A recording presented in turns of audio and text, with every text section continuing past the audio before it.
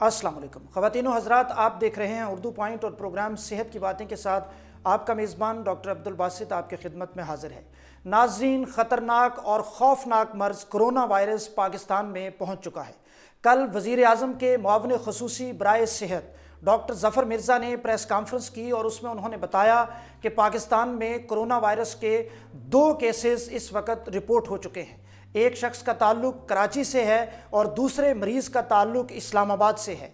जैसे ही ये ख़बर टीवी पर आई, फ़ौरन पाकिस्तान में मुख्तलिफ़ लोगों ने सोशल मीडिया के ज़रिए, सोशल साइट्स के ज़रिए एक खौफ व हरास की फ़ज़ा कायम कर दी। लोगों ने एक दूसरे को पैगामात भेजे और मोहतात रहने की हदायत दी। लोगों ने पूरे शहर में इस पैगाम के ज़रिए और इस प्रेस कॉन्फ्रेंस के बाद पूरा शहर इस वक्त खौफ व हरास की लपेट में है, कराची और इस्लामाबाद और फिर उसके बाद पूरा पाकिस्तान। आज हम उर्दू पॉइंट के प्लेटफॉर्म से बात करेंगे कि इस मर्ज़ से कैसे बचा जा सकता है। आप, मैं, हम सब और हमारा मुआशरा कौन सी एहतियाती तदाबीर पर अमल करके अपने आप को महफूज रख सकते हैं और महफूज रह सकते हैं, और ख़ास कर खौफ की बजाय दूसरों को एहतियाती तदाबीर सिखाएं, एहतियाती तदाबीर बताएं और दूसरों को बचाने में उनसे ताउन करें, ना कि खौफ व हरास फैलाएं। आज हम इस पे बात करेंगे और हमारी खुशकिस्मती हमारे साथ मौजूद हैं वायरोलॉजी के professor, Chughtai institute of pathology से आजकल वाबस्ता हैं प्रोफेसर डॉक्टर वहीदुज़्ज़मा। आप पाकिस्तान में बहुत से मुख्तलिफ इदारों में काम कर चुके हैं, बैरून मुल्क आपने काम किया, अक़वाम मुत्तहिदा के साथ मुंसलिक रहे और वर्ल्ड हेल्थ ऑर्गेनाइजेशन के साथ भी मुख्तलिफ अरसे तक काम किया। हमारे साथ मौजूद हैं brigadier retired professor doctor वहीदुज़्ज़मा, professor of virology. अस्सलाम वालेकुम sir, thank you so much for joining us. Doctor साहब, आप इस इशू के ऊपर, आप इस मर्ज़ के ऊपर अथॉरिटी हैं और पाकिस्तान में प्रोफेसर हैं। मुझे ये बताएं कि ये कोरोना वायरस कहाँ से आ गया है और ये कुछ अरसा पहले बात शुरू हुई और पूरी दुनिया अब इसकी लपेट में है। ये क्या है और कैसे आया इंसानों में? बहुत बहुत शुक्रिया आपका। जहाँ तक कोरोना वायरस का ताल्लुक है, इसकी 7 अक़साम हैं, ये आप पहले देख लें।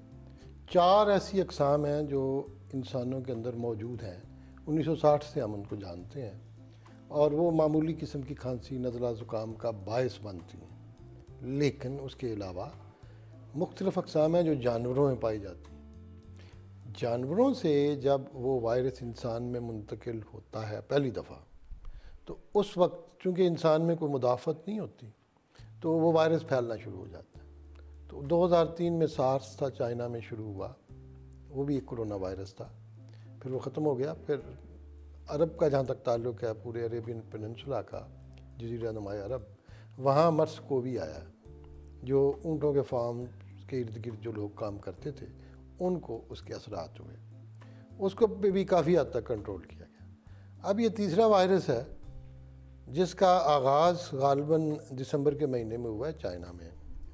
ये वुहान एक जगह है जो हुबाई प्रोविंस में है, वहाँ पे ये एक दफ़ा जानवरों से इंसानों में आ गया है। अब वायरस जब अपने आप को उसने तब्दील किया, अपने जीन्स को, तो इस पोजीशन में है कि इंसान से इंसान में ट्रांसमिट हो। अब जानवर वाली बात तो ख़त्म हो गई, अब ये इंसान से इंसान में, एक मरीज़ से दूसरे मरीज़ में जा रहा है। अब जानवरों से नहीं आ रहा, अब इंसानों से दूसरे इंसानों को जा रहा है। मरीज़ बेशक वो मरीज़ हो जिसको खांसी, नज़ला, ज़ुकाम हो रहा हो, या उसमें अलामात ना भी हो, लेकिन उसमें ये वायरस लगा हो, तो उससे दूसरे में फैलता है। डॉक्टर साहब, इस मर्ज़ की क्या अलामात हैं और मुख्तलिफ इसकी कोई क्या सवीर इक़साम भी हैं? देखिए, 2 चीज़ें हैं।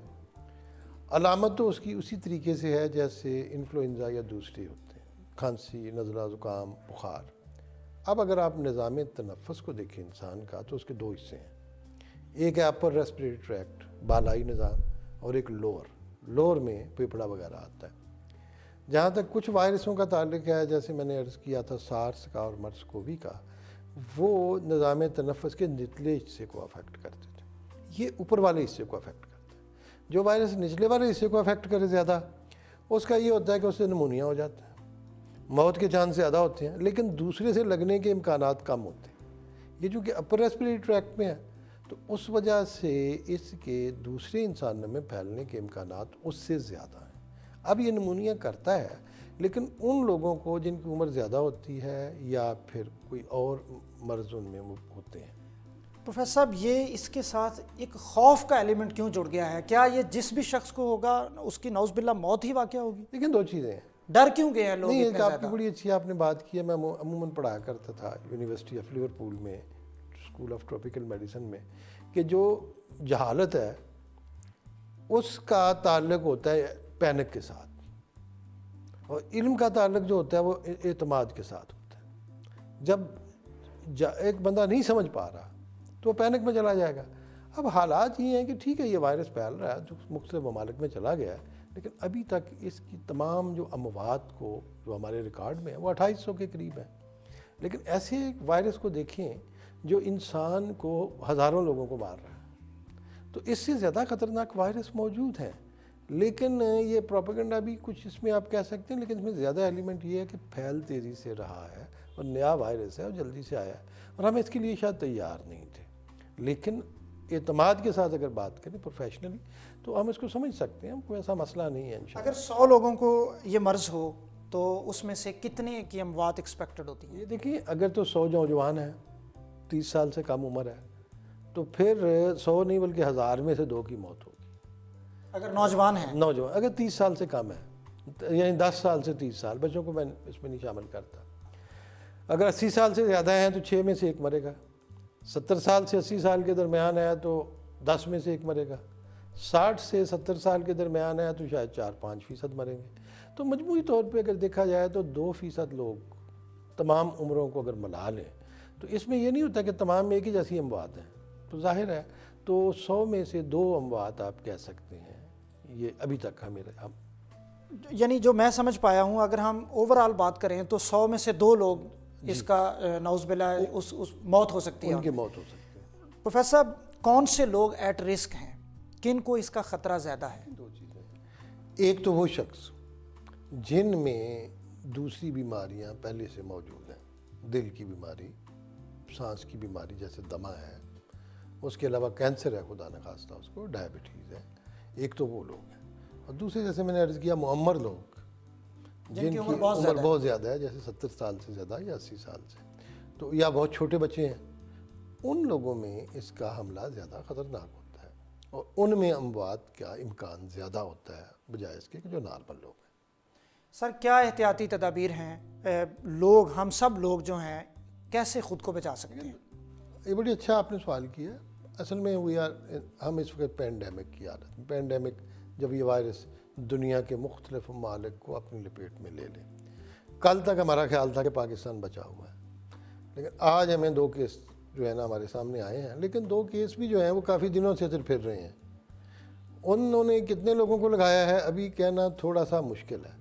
ابھی تک صورتحال تو پاکستان میں اجتماعی طور پہ کنٹرول میں ہے، لیکن خدا نخواستہ اگر صورتحال ایسے جیسے چائنا میں ہوئی ہے یا ایران میں ہے یا ساؤتھ کوریا میں ہے تو اس وقت ہمارا بالکل ڈیفرنٹ طریقہ ہوگا. پھر شاید ہمیں اسکول بھی بند کرنا پڑے، کالج بھی، لیکن ابھی ضرورت نہیں ہے. ابھی حالات یہ ہیں کہ اگر کسی شخص کا تعلق کسی ایسے مریض کے ساتھ ہوا ہو جس میں بیماری کا پازیٹیو آیا ہو اور ثابت ہوئی ہو یہ بیماری، تو پھر اس شخص سے تھوڑا سا اگر اس کو کھانسی بخار ہوتا ہے تو 2 میٹر کا فاصلہ رکھیں، نمبر 1. نمبر 2، ایسی چیز جس کو اس سے ہاتھ لگایا ہو اس کو ٹچ نہ کریں، ٹچ کر لیں تو صابن سے دھوئیں. تو جتنا بھی آپ جتنے بڑے کراؤڈز ہیں ان سے بچ سکیں وہ آپ کے حق میں بہتر ہوتا ہے. ایسے اس وقت سر ہم تو لاہور بیٹھے ہیں، لیکن ہمارا یہ شو پوری دنیا میں لوگ دیکھ رہے ہیں. کراچی اور اسلام آباد کے 2 شہر ہیں، وہاں پہ 1 کیس ہے. وہاں کے لوگ خاص کر کیا ان کے لیے کیا ہدایات ہیں؟ دیکھیے جہاں تک ان کا تعلق ہے میں یہ ضرور عرض کروں گا کہ ایک تو اسلام آباد اور کراچی کا جہاں تک تعلق ہے، آپ نے بڑا اچھا فرمایا، لوگ یہ دیکھیں کسی کو کھانسی ہے، نزلہ ہے، زکام ہے، فوری طور پہ وہ گھر میں چلا جائے اور کوشش کرے کہ اپنے آپ کو خود علیحدہ رکھے باہر نکلنے سے. یہ اس کے لیے بہت ضروری ہے. اس کے علاوہ اگر کسی ایسے مریض کے ساتھ کسی کا رابطہ، ویسے ڈاکٹرز ہیں، نرسز ہیں، ان کو بھی کوارنٹائن کر کے ان کو ہم علیحدہ کر دیں کچھ دیر کے لیے، 2 ہفتے کے لیے، زیادہ عرصہ کے لیے 2 ہفتے کے لیے. تو یہ وہاں پہ ہم کر سکتے ہیں. تو ایک یہ طریقہ ہو سکتا ہے جس کو میں کہہ سکتا، یا پھر ماسک ہیں تھوڑے بہت وہ جس کو آپ سوچ. پروفیسر صاحب آپ نے ماسک کا لفظ استعمال کیا، یہ اس وقت سوشل میڈیا پہ اور ہر طرف خبروں میں لفظ وائرل ہوا ہے ماسک، اور وہ کہتے ہیں جی آپ ماسک پہنے تو آپ بچ سکتے ہیں. کیا اس کا کیا کردار ہے ماسک کا, اور یہ کون سا ماسک ہے جو آپ لگا کے بچ جاتے ہیں؟ 2-3 اقسام کے ماسک ہوتے ہیں. ٹھیک, ایک ہوتا ہے N95 ہم زیادہ تر سجیسٹ کرتے تھے متحدہ عرب امارات میں مرس کووی کے بارے میں. دوسرے ہیں سرجیکل ماسک. اب اللہ کے فضل سے جو ہی یہ بیماری پھیلی ہے, یا تو ہم نے ماسک باہر بھجوا دیے ہیں, جو تھوڑے بہت تھے لوگوں نے ذخیرہ اندوزی کر لی ہے, یہ بھی ایک بہت بڑا ہے. اب ماسک جو ہے ایک بیریئر ہے, کوئی بھی بیریئر ہو وہ آپ کے لیے بہتر ہے اپنے سانس کے نظام کو بچانے کے لیے. تو میرے عموماً سجیشن یہ ہوتی ہے کہ اگر سرجیکل ماسک آپ پہنیں تو پھر 2 ماسک پہنیں, تو وہ آپ کو کسی حد تک تحفظ دے دیں گے. کم از کم اس کے 2 فائدے ہیں. ایک تو آپ کی کھانسی جو ہے باہر نہیں جائے گی, دوسرا آپ پہ کسی کا اثر نہیں ہوگا, 2 وے. لیکن جب میں دیکھ رہا ہوں کہ ماسک ویسے ہی لوگ پہن کے پھر رہے ہیں جہاں وائرس نہیں بھی ہے, تو وہ کوئی اتنا اس کا فائدہ بھی نہیں ہے. فائدہ ہے کراؤڈز میں جاتے وقت, جب بالکل آپ کراؤڈز میں جائیں تو شاید ماسک کی اہمیت ہوتی ہے. پروفیسر صاحب ایک تھیوری بھی چل رہی ہے, ایک افواہ اور سازشی تھیوری بھی چل رہی ہے کہ یہ کوئی شاید کسی خاص ملک نے, امریکہ نے چائنا کے خلاف کوئی سازش کی ہے یا کچھ ایسا ہوا ہے اور یہ پھیلا دیا گیا ہے. کیا ایسا ممکن ہے؟ اچھی بات کی ہے. جیسے آپ نے فرمایا میں ملٹری وائرالوجسٹ ہوں, آپ تو آرمی کے ساتھ بھی آپ کا تعلق رہا. میرا یہ ٹاپک رہا ہے اس کے بارے میں سارے کا سارا, تو میرے خیال میں یہ وائرس ان اقسام میں سے نہیں ہے جس کو اس مقصد کے لیے پھیلایا جائے. نمبر 2, کوئی بھی ایسا وائرس جو ان سے نکل کے دوسرے ملکوں میں اپنے آپ کو آ لگنا ہو, جس سے خود کو بھی خطرہ لاحق ہو, تو اس کو کوئی اس کے راستے کو آپ روک نہیں سکتے, کنٹرول نہیں ہوتا. تو میرے خیال میں یہ ایک ایسی افواہیں ہیں جس سے ہمیں بچنا چاہیے. یہ جہالت کی علامت ہے, جیسے میں نے پہلے کہا ہے. پروفیسر صاحب آخری سوال میں آپ سے یہ پوچھوں گا کہ عام پبلک کو تو ہم احتیاطی تدابیر بتا رہے ہیں کہ وہ گھروں میں چلے جائیں اور مجمع سے, کراؤڈ سے احتیاط کریں.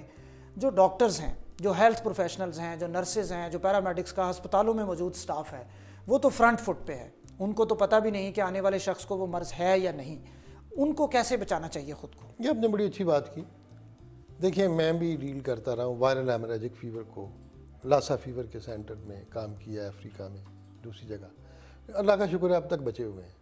بچے ہونے کی وجہ یہی تھی کہ ہم لوگوں نے اپنی احتیاطی تدابیر کی. جب آپ کسی مریض کو ڈیل کریں تو آپ دستانے پہنیں, گاؤن پہنیں, اور ماسک اور گاگلز اور سر کے اوپر کیپ رکھیں, اور جو ہی اس جگہ سے نکلیں مریض سے, یہ ساری چیزیں ادھر ہی اتار کے آپ آگے بڑھ جائیں. تو اگر تو آپ اپنا فاصلہ بھی مریض سے رکھتے ہیں, ضروری نہیں کہ آپ 2 فٹ سے 2 میٹر سے زیادہ قریب, بعض اوقات آپ فاصلے سے بھی بات کر سکتے ہیں. تو ڈاکٹرز اگر ان تدابیر پہ عمل کریں. ابھی گورنمنٹ آف پنجاب نے ایک کتابچہ بنایا کرونا وائرس پہ, اس کے 2 چیپٹر جو ہیں وہ ہم لوگوں نے لکھے. میں اس کمیٹی کا تھا انچارج جس نے یہ لکھے, ایک انفیکشن پریونشن پہ اور ایک لیب سیمپلنگ پہ. تو میں کہتا ہوں انفیکشن پریونشن پہ جو اس کتابچے میں ہے, اس میں ہم نے ساری معلومات لکھ دی ہیں کہ ڈاکٹرز اپنے آپ کو کیسے بچائیں اور وبا سے کیسے اپنے آپ کو بچ سکتے ہیں. پروفیسر صاحب اس کی تشخیص کے لیے کون سا ٹیسٹ ہوتا ہے, اور کیا پاکستان میں وہ موجود ہے؟ دیکھیں میں تو کر رہا ہوں, چغتائی لیب میں تو موجود ہے. مسئلہ اصل میں یہ ہے کہ وائرالوجی کے جو سینٹر ہیں اس ملک میں وہ 3 ہیں. ایک NIH ہے, پھر FIP ہے جہاں میں نے شروع کیا تھا, اور پھر چغتائی انسٹیٹیوٹ آف پیتھولوجی. میں دعوے کے ساتھ کہہ سکتا ہوں کہ کوئی اور ایسا ادارہ مجھے نظر نہیں آتا جہاں پہ وائرالوجی کا سیٹ اپ ہو. دوسرے لوگ کر رہے ہیں وائرالوجی پہ کام ان کا پاکستان میں, لیکن ہے کہیں نہ کہیں, لیکن ہم کرتے ہیں. NIH بھی کر رہا ہے, اور گورنمنٹ کا یہی ہے طریقہ کہ اگر سرکاری طور پہ سیمپل لیا جائے تو اس کو پھر اسلام آباد NIH میں بھیجتے ہیں, تو وہاں پہ تشخیص ہو جاتی ہے. لیکن مسئلہ یہ ہے کہ ری ایجنٹ اتنے کم ہیں کہ لوگ اگر ہر بندہ اپنے ٹیسٹ کرانا شروع کرتے تو وہ اس لیے مشکل ہو جائے گا. پروفیسر بطور وائرالوجسٹ اور ایکسپرٹ آپ کا کیا پیغام ہے لوگوں کے لیے کہ اس سے کیسے بچا جائے, اس مرض سے کیا احتیاطی تدابیر آپ آخر میں ان کو بتائیں گے؟ دیکھیں میں تو وائرالوجسٹ ہوں, اور پہلی بات ہے میں بڑا پکا مسلمان ہوں. میں ان لوگوں کے خلاف ہوں جو اس کے لیے مختلف افواہیں پھیلا رہے ہیں. اللہ کا عذاب یہ وہ, ٹھیک ہے اللہ کا عذاب بھی ہوتا ہے, میں اس میں کوئی شک نہیں ہے, لیکن زلزلہ اللہ کا عذاب ہے. جاپان میں آتا ہے تو انہوں نے تیاری کی ہوتی ہے, وہ بچ جاتے ہیں. پاکستان میں آئے تو 85,000 بندہ مر جاتا ہے. تو بات یہ ہے کہ اللہ کا عذاب بھی اگر آپ کہتے ہیں اپنی تیاری آپ نے کیا کی ہے کسی چیز کے بارے میں, اللہ کے رسول نے یہی فرمایا ہے کہ اپنے آپ کو بچاؤ, احتیاطی تدابیر کرو, یہی لکھا ہے. آپ نے فرمایا کہ جہاں وبا ہو وہاں نہ جاؤ, اگر وہاں چلے گئے ہو تو وہاں سے مت آؤ. طہارت کا انہوں نے کہا ہے, تو ہم اپنی کیا تیاری کر رہے ہیں یہ سوچنا چاہیے. باقی اللہ کا عذاب ہے, اللہ بہتر جانتا ہے کس پہ آتا ہے کس پہ نہیں آتا, کیسے کب آتا ہے. لیکن یہ وائرس وہ چیز ہے جو کسی ملک کی سرحدوں کو نہیں پہچانتا, وہ کسی مذہب کو نہیں دیکھتا, کسی دین کو نہیں دیکھتا. یہ میں کہتا ہوں کسی کو بھی لگ سکتا. بہت شکریہ. خواتین و حضرات, آپ سن رہے تھے, آپ دیکھ رہے تھے گفتگو پروفیسر ڈاکٹر وحید الزماں وائرالوجسٹ ہیں, پروفیسر آف وائرالوجی ہیں. آج انہوں نے ہمیں بڑی تفصیل سے بتایا کہ آخر اس مرض میں خوف والی کیا بات ہے اور اس وائرس کے ساتھ ہم کیسے ڈیل کر سکتے ہیں. اس بات پہ ختم کروں گا کہ خوف پھیلانے کی بجائے اور غلط خبریں اور غلط افواہیں شیئر کرنے کی بجائے اپنے آپ کو احتیاطی تدابیر پہ عمل کر کے بچائیں اور پھر اپنے معاشرے کو بچائیں. اللہ تعالی ہم سب کا حامی و ناصر ہو. اپنے میزبان ڈاکٹر عبدالباسط کو پروگرام صحت کی باتیں سے اردو پوائنٹ سے اجازت دیجیے. آپ کے فیڈ بیک کا انتظار رہے گا. اللہ حافظ.